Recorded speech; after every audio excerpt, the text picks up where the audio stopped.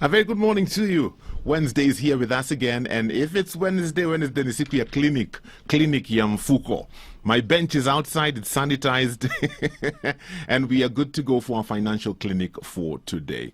I don't think there's ever a time in history where it is so easy to get a loan as today. In fact, before we started the show, I was busy on my phone checking my loan limit on the various platforms that are available. What's my loan limit? And I was consolidating and I was thinking if I was to take a loan from all these platforms, I could have a good amount of money in my account this morning. Borrowing has never been easy like it is today. And you know what? Sometimes because it is so easily available, we end up making lots and lots of mistakes. I'm sure you've experienced this where somebody tells you, "Situme kwa your number."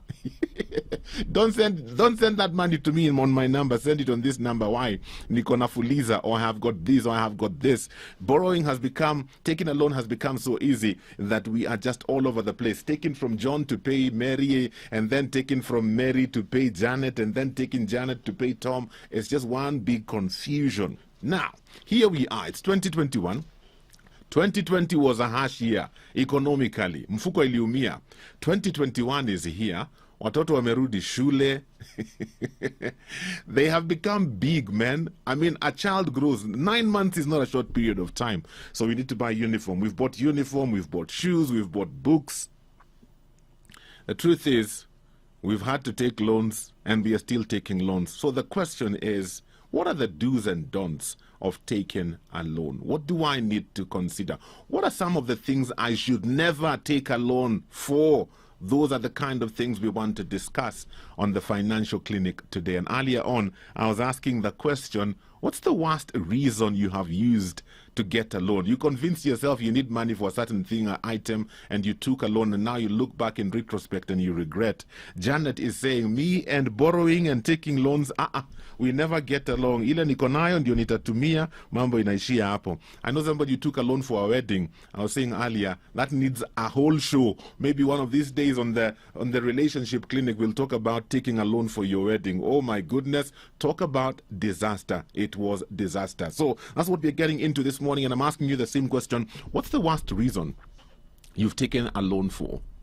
You look back, at the moment it seemed like a brilliant idea, and you had to get that money, and then you got the money, and you look back now and you're thinking, that's the most silly reason one could use to take a loan. What was that reason? Talk to me. 20316 SMS line. WhatsApp number 0786 316 316. We will be talking to a debt management coach, and he will be teaching us the do's and the don'ts when it comes to taking a loan, borrowing money. It is the financial clinic. Today we are talking about the do's and the don'ts of borrowing, taking a loan. Before we engage in that, have you had your cup of gashai?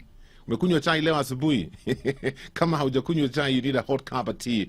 Eden Tea is the finest garden tea, and Eden Tea is reminding us in this season that we are in, let's continue to work together to be able to flatten the COVID-19 curve. 3 simple things we are reminding you every day. Washing your hands with soap and running water. You know, yesterday I was talking to a parent of a special needs child, and they were saying they are so glad this issue of washing hands has now become near kila mtu, because it's very, very important. So let's continue to wash our hands with soap and running water, and then putting on our face masks and putting them on properly, especially when we're out there interacting with other people, and maintaining interpersonal distance. 3 simple things, very important, that go a long way in helping us to flatten the COVID-19 curve. Now, Eden Tea comes to you in several flavors: Eden Green Tea, Eden Lemon Tea, Eden Purple Tea, Eden Ginger Tea, and Eden Premium Tea. Available in leading outlets at affordable prices. Try it out today. You will agree with me. It truly is the finest garden tea.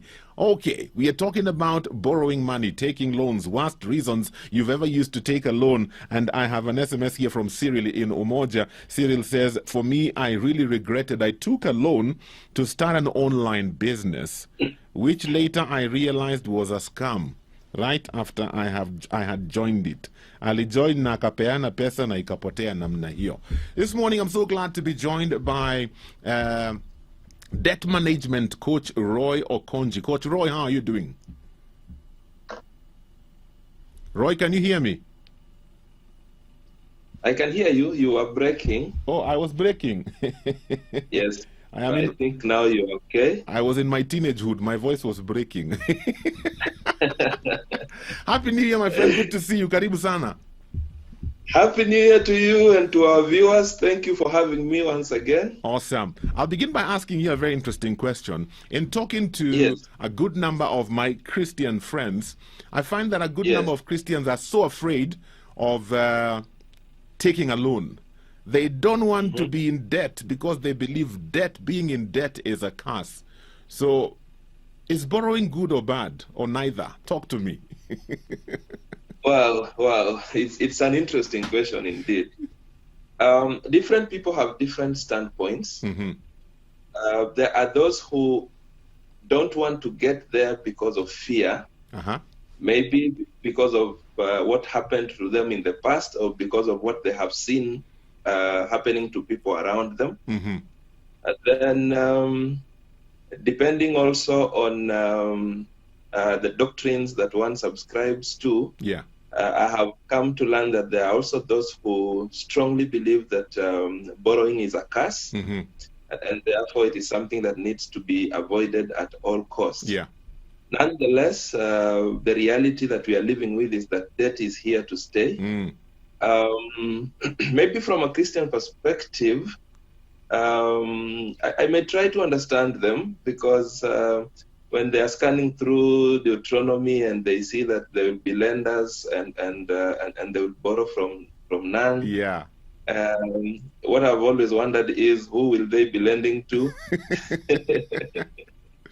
But what I must say at this point is that the truth about debt is that every debt carries a burden element. Whether we want to call it good or bad, you will always have something at the back of your mind, a feeling that you are eagerly waiting for the day you clear this current debt. Whether you will take another one or not, everyone feels that they're carrying something.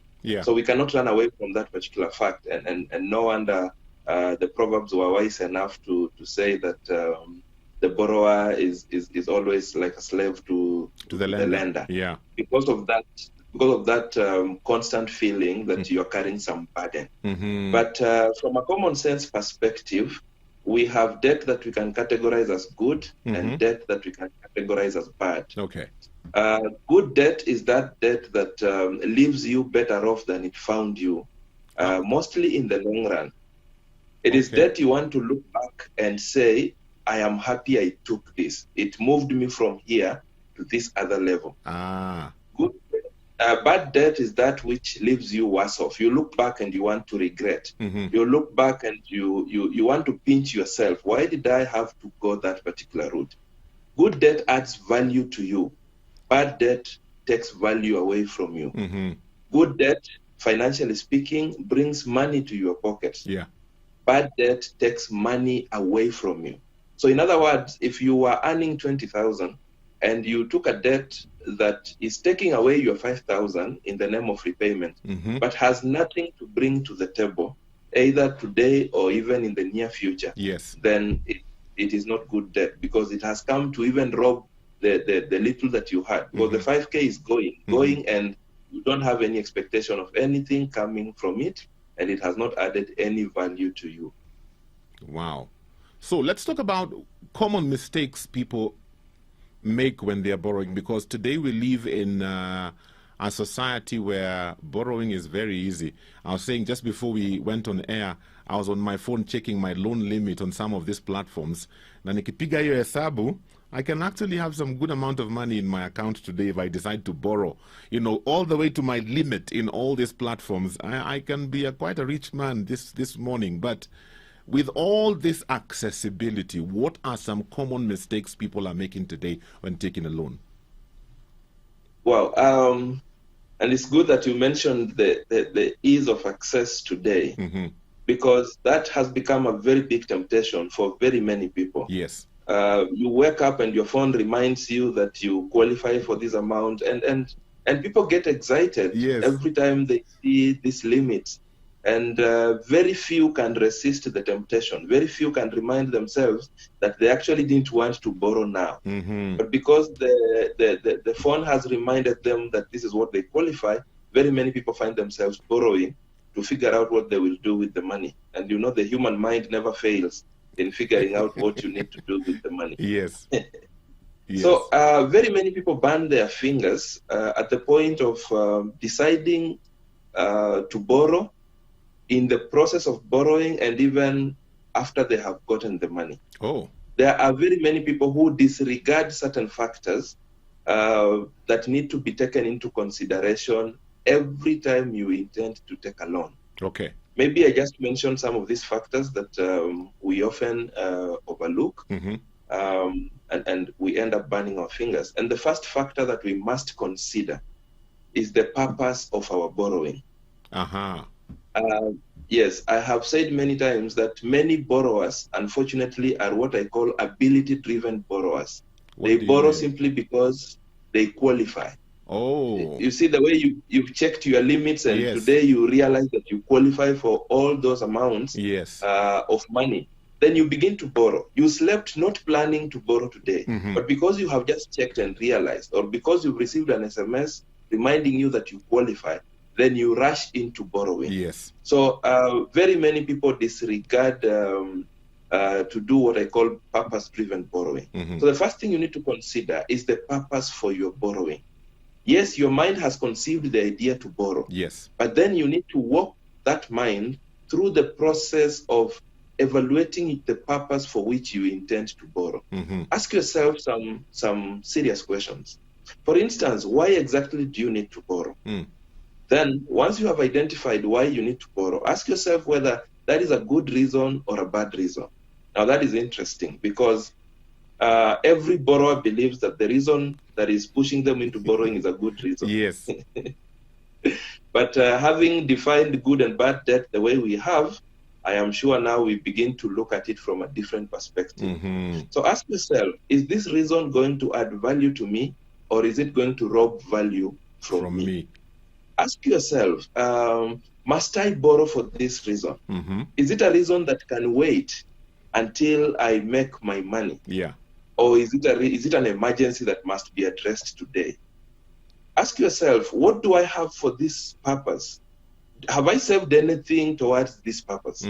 Or do I want to borrow everything for this purpose? In which case, if you have saved something for that particular purpose, then you need to only look at the amount that is the deficit. Yes. You need to ask yourself, the reason for which I want to borrow, is it a legal reason? Because if it's an illegal reason, it could also land you in trouble and even make your financial story more complicated. What do you mean an illegal reason? You might want to borrow to buy guns. You might want to borrow to peddle drugs. Yeah, you might want to borrow to do those things. Yes. I have seen cases where people find themselves trapped in debt because the initial reason was actually an illegality. And when the law caught up with them, they found themselves in trouble. So part of the evaluation of your purpose for borrowing is to look at the legality of that particular purpose. So if it's a purpose that is going against the law, you want to borrow so that you can bring down a forest, for example. There are many lenders who refuse to lend to charcoal burners, for instance, because their values dictate so, and because perhaps in that particular area, it is illegal to do charcoal burning. So when you borrow for such and the law catches up with you, then you'll be in trouble and your financial story might be messed even more. Okay. Then under that, you also ask yourself this popular question that I like asking: who do you borrow for? Who are you planning to borrow for? And I like saying that when I say this, people think that I'm asking, once you take the money, who are you going to give the money? That is not the point here. That is quite literal. Well, we have people who have messed themselves for borrowing and giving money to others. But what I imply here is deeper than literally giving the money to another person.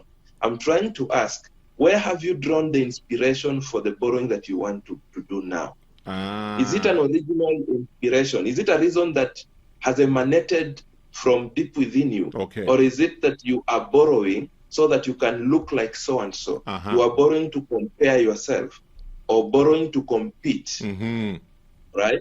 So in that case, I have argued that then you are not borrowing for yourself. You are borrowing for the person you seek to compare yourself with or to compete with. And I like giving this simple example that if you and I work in the same office, and today I see you with a very good phone, but I don't have the money to buy that particular phone. Yeah. So if I rush to my app and borrow so that I can buy that phone, that similar phone, so that tomorrow I can be even with you at the office, or I buy a better phone so that I outshine you, then I am borrowing for you and not for myself. Had you not come with that better phone, I wouldn't be borrowing today. Okay.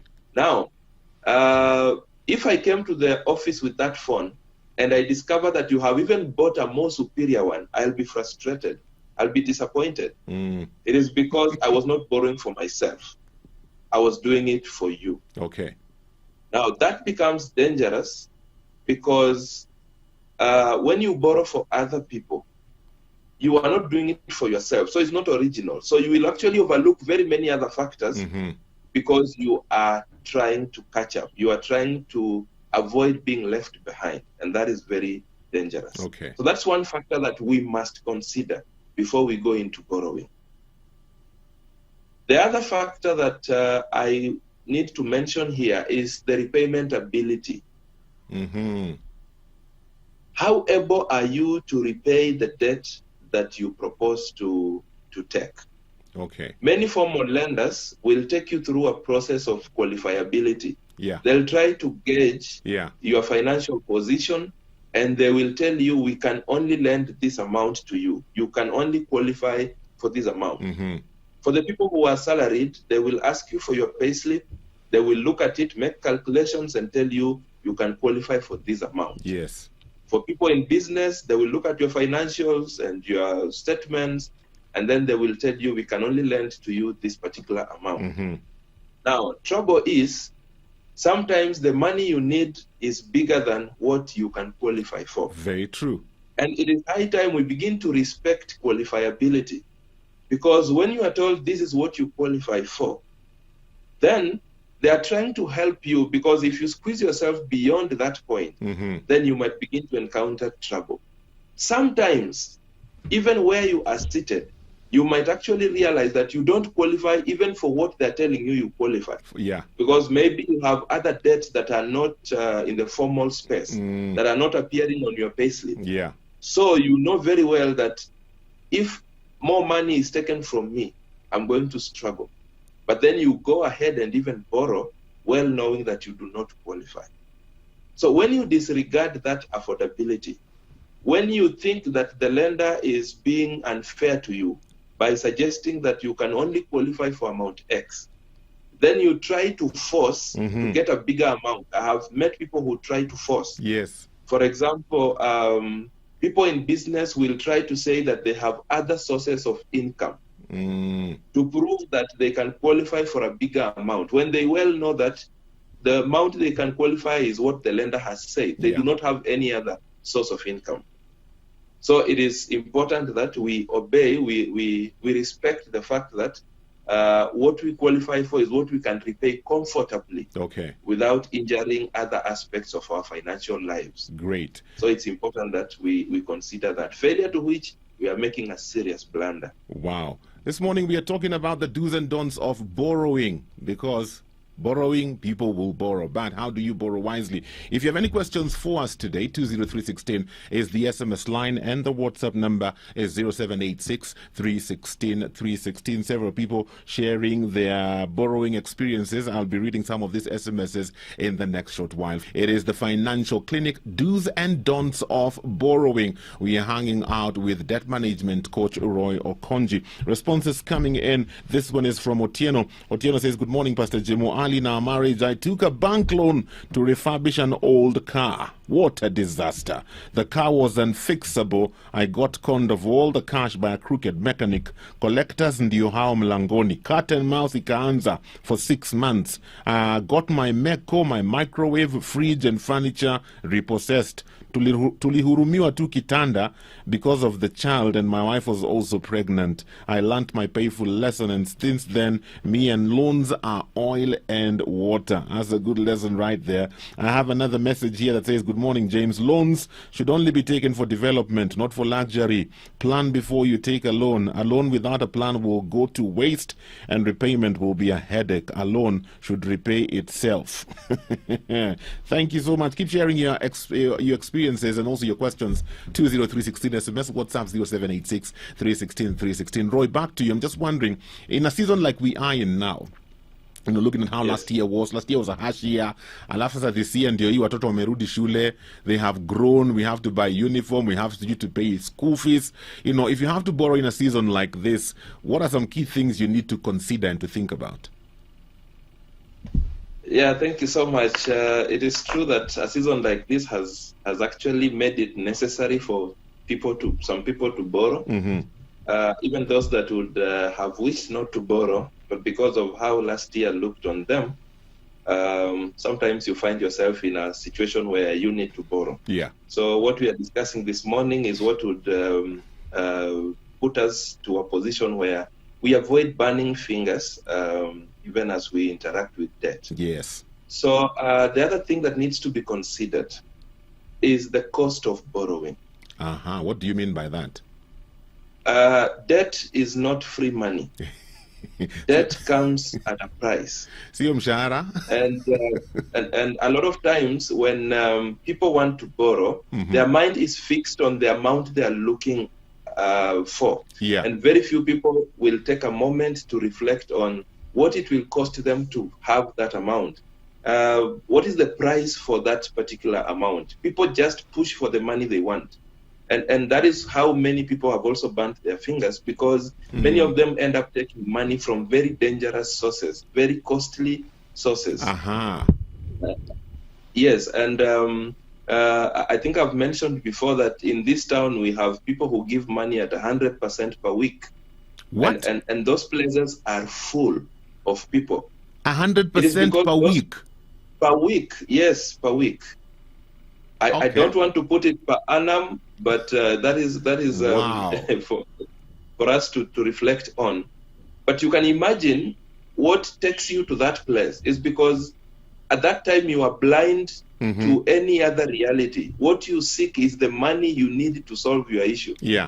So if you're taking 10 Gs today, next week Wednesday, you will need to give them back 20 Gs. So next week Wednesday is when many people begin to realize, higher. It wasn't 10 Gs now, it is 20. Because they failed to consider the cost of the borrowing. As much as is possible, if you must borrow, then go for the cheapest source. I like saying that cheap is expensive except debt.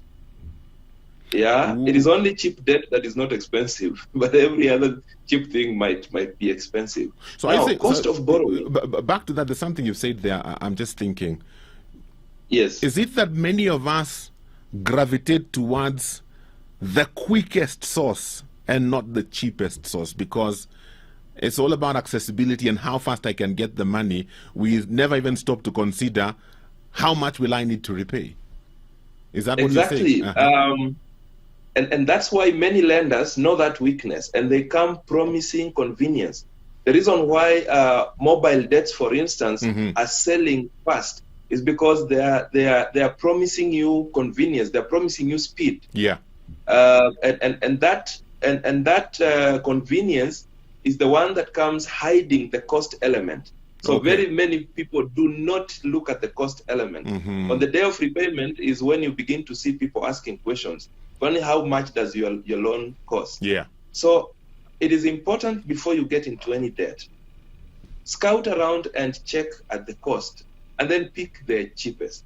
But let me say, for those that will be borrowing from the formal space, some years back, the government made it better for borrowers and said that every lender will need to to attach something called the total cost of credit, the TCC, on the application documentation, so that every borrower can see from the beginning what the debt will look like throughout the process. Okay. Now, sadly, many of us, again, do not have time to look at the TCC document. We are quick to append signatures, and that's why many lenders give you the forms with the excess marked at where you need to put your signature. So many of us are quick to ask, ni sign wapi, and we sign. Then later on, we begin to complain that this thing is not ending. This thing is not moving the way you thought it would move. You thought the rate was 14 and you have just realized you are paying at 20. It's because you didn't stop to look at the TCC document. Now, total cost of credit has three main components. The first component is the interest rate. Yeah. This is the most common component. So the few people who try to be financially educated, yes, will try to find out what the interest rate is. Now, people got confused when the rates got capped, because at that particular point, people assumed that that every bank was having the same cost. Yeah. People assumed that because it was 14% across the board, so the cost was the same. So you could now just walk into Bank A without the need to compare the banks. That is far from the truth. Because the other component of the total cost of credit is bank charges. Now, this is where many lenders hid their source of revenue. Yes. Because if the rates have been capped at 14, then we have these other items called negotiation fee, processing fee, and things like those ones. So there is no way a loan at 14% and negotiation fee of 1% will look like a loan at 14% and negotiation fee of 5%. Yes. So people who rush to look at interest rate were still shocked at the end of the day, because their friends who borrowed from another bank will tell them, my cost is this. And when they look at their cost, but they say the rate was the same. Yes. Where is the difference? It's because we also fail to consider the bank charges element. But the good thing about the TCC document, it has all those components well articulated. Now, the third component there is third-party costs. Okay. Sometimes you are taking a loan that needs the intervention of third parties. Yeah. For example, you might, especially for business loans, maybe you need to insure your stock, so there is insurance cost, or your loan needs to be insured. Yes. There is insurance cost, there is valuation cost, there is legal fees if lawyers will be involved in the process, and many such costs.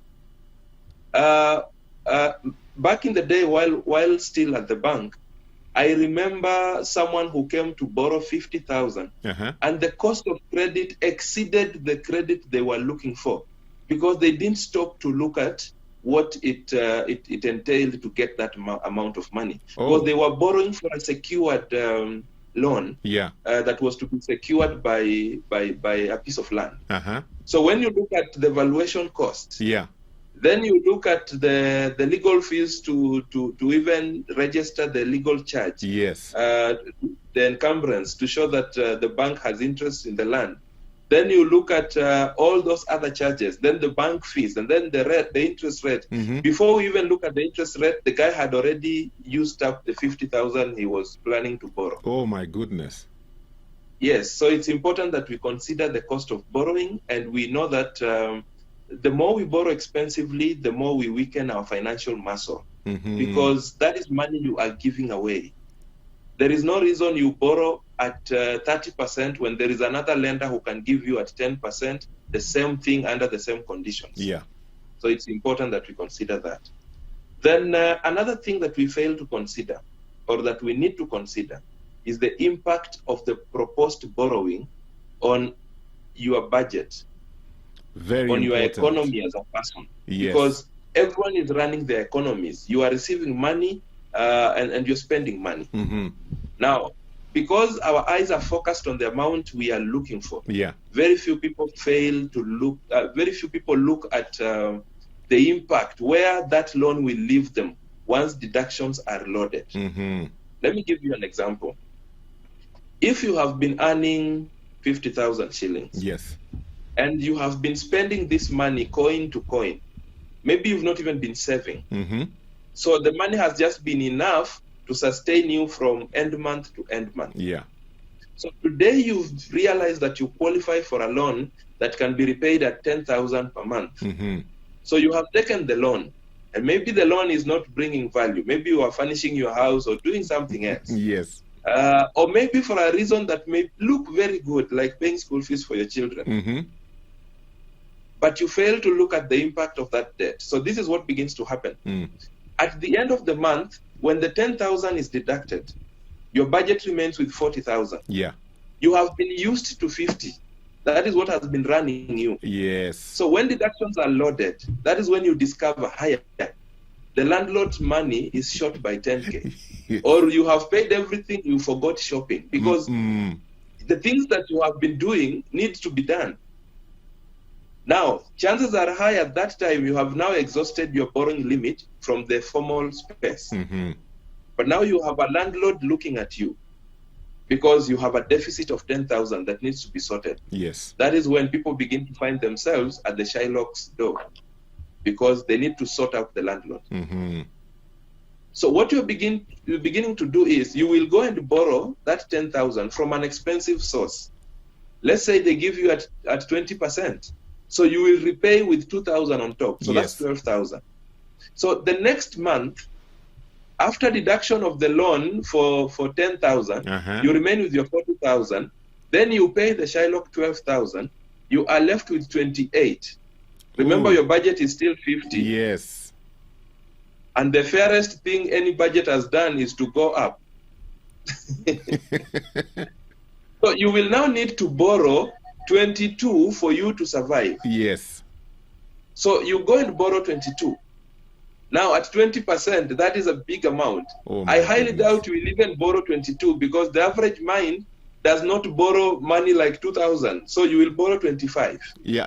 or 30. There is a thought behind you that you need to remain with something in the pocket. So instead of 22, why can't I just take 25? In fact, some informal lenders decide that they will be lending money in bundles of 5 or bundles of 10. So when you go for 22, they tell you we can only give you 25 or 20. So how do you take 20 and you need 22? So you take 25. So that's how you keep weakening your system. Yeah. Month in, month out. So by the 6th month, chances are high that the income you get is nothing.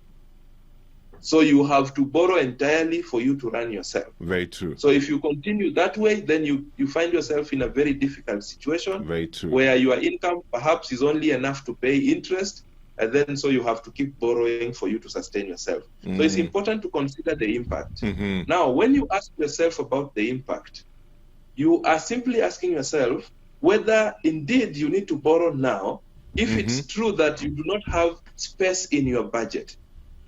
So if you must borrow, first of all, ask yourself, what am I going to shake in my budget? What am I going to pause in my budget so that I can accommodate these deductions? Because life can't continue the way it was because... No. It cannot. Because you're bringing a disruption. So you must ask yourself, am I going to stop this or am I going to reduce this so that I can accommodate the debt?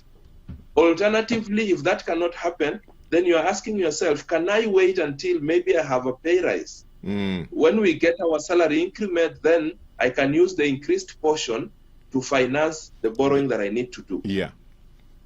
So you don't force things. You don't say, I need this thing now and now, when you realize that your budget does not have that particular space. So it's important that people begin to ask themselves, the impact of the proposed debt, because that's a serious thing, and it has burned many people's hands in a very big way. Okay. Shortly, we'll talk about are there alternatives to borrowing? Because we are so quick to borrow because the money is easily accessible, especially in this mobile technology age. But before I think of borrowing, are there other possibilities that I could look at that many people fail to look at? We'll talk about that in the next short while. I'm giving you an opportunity to ask questions today. We only have about 17 more minutes. So if you have a question for Roy, 20316 is the SMS line, and the WhatsApp number is 0786 316 316. It is the Financial Clinic. Today we are talking about the do's and the don'ts of borrowing. In studio with us via Zoom, we have a debt management coach. Coach Roy Okonji is helping us to gain a deeper understanding and to know when to borrow and where to borrow from and how to borrow and the things not to borrow for. So I was asking earlier, Roy, are there alternatives to borrowing? You know, we are so quick to run towards borrowing, especially from the mobile lending apps, because they're easily accessible. I mean, I can dial a few digits here and soon enough I'll have 50,000 bob in my account just like that. But are there alternatives? Is there a different way we can look at this scenario? Well, that's a good question. Are there alternatives? Yes, there are alternatives. Mm-hmm. The reason why we tend to gravitate towards debt quite a lot is because it for many people it looks like an easier option. Uh-huh. Because the alternative is the procedural way. Maybe before I come to the alternative, let me just mention one last thing about, I've just realized I didn't mention something very important. Okay. About the things that we overlook. There are so many. I have captured them in my book, Debt is Good Only If You Master It. Uh-huh. The second chapter is called Before You Borrow. So people can interact with the book and get to know the details of all the things you need to consider before borrowing. But let me just mention the turnaround time. The time it will take from the time you apply for the credit to the time you receive the funds is very important to consider. So you ask your lender, how long will it take you to avail the money to me? So that then you can compare that time with the nature of your need. Uh-huh. Because sometimes people borrow money and they get the money when it is overtaken by events. Yes. If you had an emergency today, it is very hilarious that you start processing a loan that is secured by title deed. Chances are high that you will get the money when your person is normal if they were sick. Yeah. And you wanted to treat them. So you must consider the turnaround time. It is still hilarious if you are borrowing to buy a packet of unga and you start processing a bank loan using your payslip that will take 4 days. I don't know whether your family will still be waiting for the 4 days before they can have a meal. Okay. So it's important to consider that. Now, your question will be answered in the next few things I want to mention about how to avoid irresponsible borrowing, how to make things a bit better for yourself. And the first thing I want to mention, which is a direct answer to your question, is that you need to manage your money well. Mm-hmm. That begins to show you the alternative to borrowing, because if you manage your money well, then you are able to reduce chances of what I call man-made emergencies, where situations occur and you realize that you didn't plan for them, you don't have the money for them, you spend all your money without necessarily thinking about what was going to happen. Sometimes you knew it would happen, but because you don't sit to plan your money, then it becomes an emergency when that time comes. Okay. So it is good to know and command where your money goes. And that is the biggest question in the conversation of money. It's not about how to make money, but where does your money go? And this is the question I want to pose to our viewers and listeners. Where does your money go? Go think about it and just establish. You need to be in control of where your money goes. That means that before your money comes, sit down and say, this is how I want to use my money. And then in that way, then you will create an alternative to borrowing, because there are some things that you will be able to do that if you are reckless, you would have been forced to borrow to do them. The second thing is that you need to have an emergency kitty. Ooh. I am happy a time like this that you and I will not need to make a lot of noise about emergency kitties. Oh, it COVID made it very clear. It it came to practically demonstrate this particular message, because we have actually even realized that even the 6 months minimum worth of salary that we keep talking about is even little, because COVID has been able to overstretch people. Yeah. Even those that had tried to save and create an emergency kitty, many of them found themselves draining that particular kitty to the bottom. So it is important, and I'm happy that I keep meeting people who now say, I do not need anyone to remind me. Yes. Next time I start getting money, I must ensure that I'm not spending the whole of it, that I'm setting aside some of it for a rainy day, because it is now clear that rainy days do happen. So have yourself an emergency kitty that you need to safeguard so much, because this is what you can call your money. Yeah. The money you earn is yours by name, but is not entirely yours, because as long as the landlord, the bills are still claiming it, it ceases to be yours. You don't have control over it. But the money you set aside is the money you can call your own. Is the money you can wake up and say, I want to use this money to do this, and nobody will question. Yes. So you need to begin retaining money, saving a portion of every money that comes your way. The third thing I need to mention is that we need to, as much as possible, avoid borrowing for consumption. When we embrace borrowing for consumption, borrowing to buy food, borrowing to buy fuel, borrowing for bus fare, borrowing for things that are recurrent, things that we ought to have planned ourselves in advance for, then we are beginning to eat our tomorrow today. And the biggest question remains that what will we do when that tomorrow comes? Because tomorrow does come. Yeah. I think many times we overstretch the YOLO mentality, and that's why I keep asking people today, why are you still here today? If yesterday you said you only live once. Yeah. You should have ended living yesterday. Yes. So the truth is that tomorrow does come, and many times we look back and say, I wish I started doing the right thing at that time, because we never figured out tomorrow would come. So let's avoid borrowing for consumption, borrowing for things that are not adding value, for things that are just draining our money. Then I need to mention that you also need to be true to yourself. Be your own person. Be original. Run your own race on your own lane. Avoid comparing yourself with other people. Yes. Avoid competing with others. You know, we struggle competing with people whose stories we know nothing about. We want to buy cars because we have seen people with cars. We want to buy phones because we have seen people with phones. We don't know their story. Maybe they didn't borrow to buy those things. Yes. But as we are borrowing because we want to be seen, to also be present. So we have to learn to be our own persons, because when the rain starts beating you, the person you are competing and comparing yourself with is not there to share with you in the agony. Yes. So we have to realize that financial journeys are personal journeys, and then therefore we have to be true to ourselves. We have to stop feeling ashamed because you are the only person who is not driving in the clique of friends you have. You are the only person who does not have a modern phone and things like those. Let us be true to our own journeys, because at the end of the day, then it is the decisions that you make today that will either propel you to prosperity or hound you out of prosperity. Okay. And then the last thing I want to mention is that we need to start thinking about making an extra coin. The dependence on one stream of income has also been proven by COVID that it is a disaster. Yeah.